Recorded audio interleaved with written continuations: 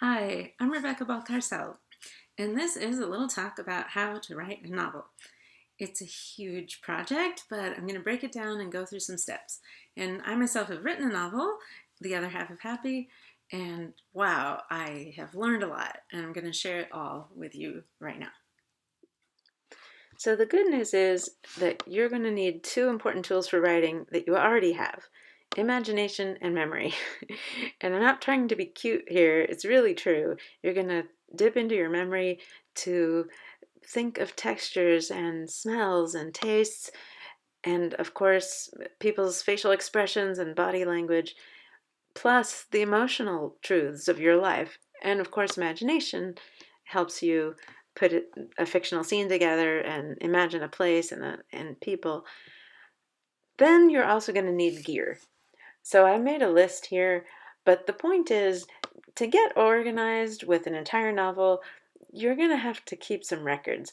Like as you write chapter one, you might need to jot down where it happens or what day of the week it is. You might need to mention which themes start to be presenting themselves so that you can remember to bring those back later on. Somehow you're going to need to organize and remember things because it's just a big project. And 300 pages later, you're going to forget little things like what color the character's shirt was. And so I do that with a legal pad, and I make a note about every single chapter, including how long it is and who the characters are in that chapter. And then, of course, I have note cards that remind me of particular characters' traits and their hobbies and different little things. Whatever works for you is good. And notice I put caffeine on there, which maybe you can get along without it. That would be great. But as you start getting your gear together and you're writing, if you need a little caffeine, go for it. So obviously the main character, is going to decide so much of what your book is about and where it's going plot wise. In fact, I would say that character drives plot because this person makes decisions and that leads to some trouble, and maybe this person gets themselves into deeper trouble or goes on an adventure or has to tackle some big problem. And that's what main characters do. So you need to make sure that your main character is um, fully developed. And it's okay if you're doing this along the way. Maybe as you're writing the first third of the book, you're not exactly sure about all the details of your character, but you can be thinking about this from the very beginning if you want to. That you need a name, you need the physical appearance. Don't feel like you have to write the whole physical appearance, but just that in your mind, you should have a sense if this person's generally speaking, really tall or really short, or if possibly you want to mention a certain particular physical characteristic, but you should have some idea of what they look like. An archetype, here's what I mean by that. Is your character mostly a hero or mostly a wise helper person? Uh, do some study about archetypes and see what kinds of choices there are out there. There are often patterns existing in stories from on time immemorial that can inform you about your character. Some people will like try to say which Harry Potter house, the Hogwarts house that their character is in, or what zodiac sign they have, or just to somehow try to figure out what's the pattern here of this kind of person. Is it like the young neophyte who's brand new to a situation, or is it the jaded, experienced person who can't be impressed by anything new? These are character types that are out there, and it might help to know which one your character is. This character needs to have a family, um, obviously, a skill set, meaning give this person something they're really good at, or a couple of things, and give them a quirk, something that makes them a little different from other people and interesting to the reader. A false belief is a good thing. Typically, the character thinks of themselves as invincible, and they're really not. Or the character says, oh, I could never be a hero, but they really can. So a false belief about themselves, about the world, that can get changed and fixed by the end of the book, that can be a powerful thing to have in the character. Okay, a fear. It's good if your character fears something emotionally or something physically. And then part of the book may make your character confront this fear, face this fear. It's actually a good plot device to know what your character fears and then make that thing happen. And of course we have, last, I put a way to process information. And by this I just mean that the character must look at the world in a certain way and tend to jump to conclusions, or tends to be very careful and methodical, or uh, tends to take new information and love newness, or no, takes new information and then resists change at all costs. So your main character has a certain way that they approach the world and that they take in information, how they think, really. And all these things are just trying to help flesh out the character for you in your own mind, so that when the character's on the page, this person behaves and talks like a fully developed person. Okay, next. Goal, motivation, conflict. This comes to us from Louise Cusack, and you can see her website there. If you can figure out what your story is really about, it's going to help as you try to fill up all these pages. A lot of people can imagine what the beginning of their story is and maybe the ending. This will help you figure out the middle as well. So you already have a character. Now, what is their goal? Ideally, they're going to have a specific physical type of goal as well as a specific emotional goal. In my first book, my main character is trying really hard to not visit Guatemala, even though her parents have decided the whole family is going to take a trip. So she spends the whole book trying to get out of that in different ways. But she also has an internal goal, which is to figure out her identity as a bicultural kid. So 2 different goals, and it really helps drive the plot because the whole way along she's working on those 2 goals. Now you have M here for motivation. This is helping develop the psychology behind the goals. So why does she not want to go to Guatemala? Well, she feels like a failure because she can't speak Spanish. And why does she want to sort out her identity? Because walking around middle school not knowing who you are is a real pain, and she feels like she doesn't belong in her Latina world, and she doesn't belong 100% in the white world. So she wants to come to peace with this so that she's not always feeling torn apart.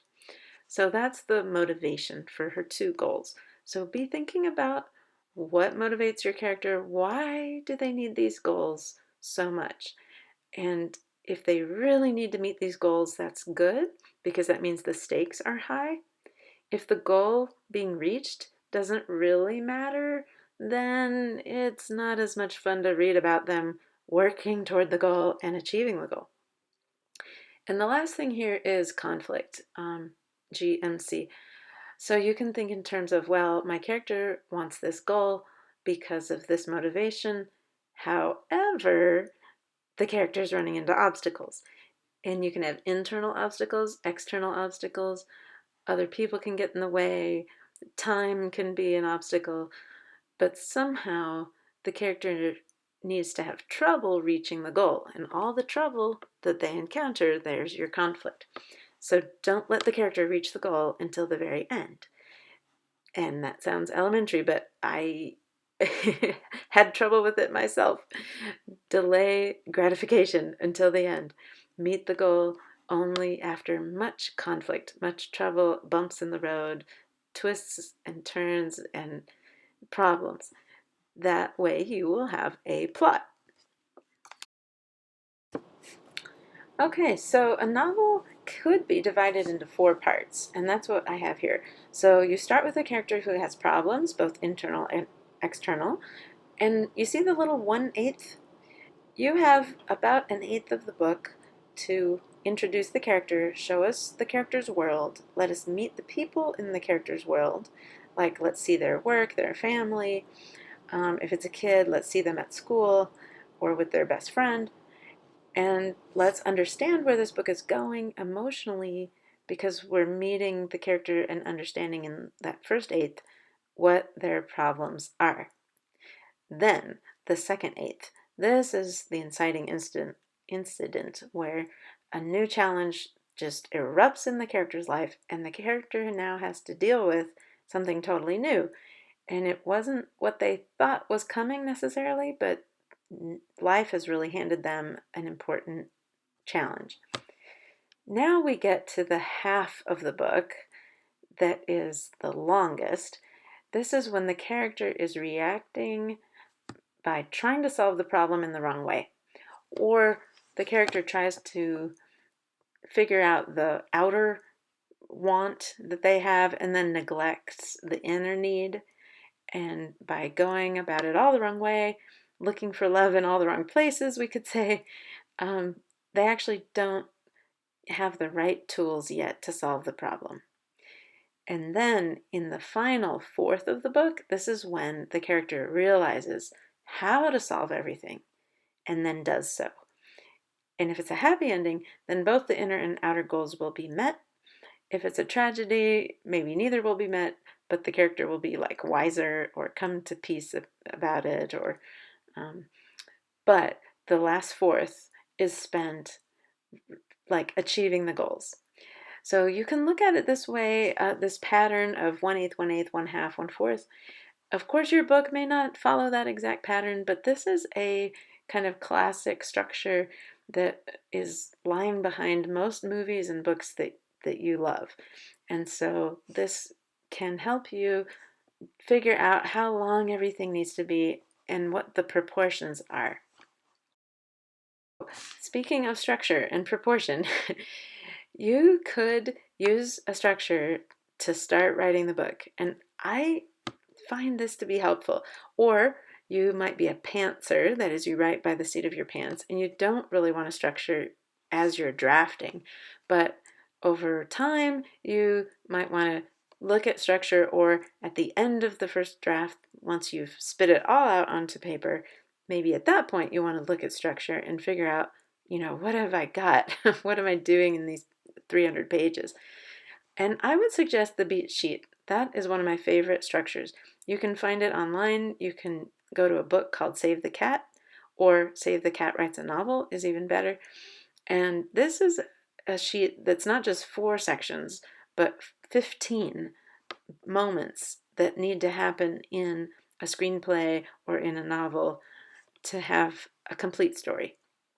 And of course, you can veer off from these or skip certain ones, but it's really nice to see what a skeleton story looks like and to try to see which parts of your story fit and where. The hero's journey is another structure you might use. It's an ancient structure. Again, Google it. You'll see all the parts of the journey. And not every story fits into that, of course, but it is one of the structures you could try. Virgin's Promise is another one. There's a book about that. I like to think of it as the butterfly story. So instead of the hero's journey where someone goes out to have an adventure, the Virgin's Promise or the butterfly story is really about internal growth and finding your internal gift. So if that's the kind of story you're writing, you might look at Virgin's Promise because it also has a list of the basic plot points that you'll need to tell that kind of a story. And you might discover that you're telling, the hero's journey type of story with the outer problem, the outer arc of your story, and you're telling the Virgin's Promise with the inner arc, the character, emotional arc. So you could combine these structures, but they're out there, and so you don't have to invent it. There is a pattern to storytelling, and these have laid it out. And again, you can be flexible, but these patterns are there and they exist in the mind of the reader almost already. From childhood, we have a certain expectation about what a story is. And something that's common to all of these is that there's going to be a beginning, middle, end, of course. And you could think of these as the phases here, as I have listed them, or as act 1, 2, have an important midpoint, and then act 3. Or another way to look at this is that you have the beginning point. It's a kind of thesis, the kind of regular world. Then the world flips upside down and the character finds themselves in an antithesis, an antithesis world, and they live there all the way until they achieve synthesis, where because of new skills or because of internal resources, they discover how to solve their problems. So that is another way to think of structure. If whatever works for you is the one you should focus on. The phases, I've got more specifics there. And this is set up as the game changer to show you when big things need to happen with the character. Like everything seems to be going okay, and then whoa, game changer. And then we seem to feel like we know what we're doing, but wait, now another game changer. So if whatever works best for you, that's the one you should choose. But eventually your story will need a structure, whether you write toward it at the beginning and plan it out ahead of time, or whether you kind of organize a bunch of material that you've generated later. Okay, last bit of advice I have for you. Scenes. A scene is when we're with a character in a certain time, in a certain place, and probably if we switch places, we'll be in a new scene. Or if we switch to look at another character, we're going to be in a new scene. Or if someone new comes in and starts talking, probably we're now in another scene. So you need to write these lived moments that have action, dialogue, emotional reactions, sensory details. These are the elements of a scene. The reader needs to be able to picture what's going on, so you need enough sensory detail to show us the temperature or the rain or the smell of French toast or something. We need to watch people reacting to each other. The most important thing is that there's action. Someone needs to do something, and it could be that what they're doing is trying to convince someone to go on a trip, and so dialogue is how the action happens. In fact, dialogue, if it doesn't move the story forward or reveal character, then we don't even need it. So a lot of dialogue can be cut because it's not doing one of those two things: move the story forward, reveal character.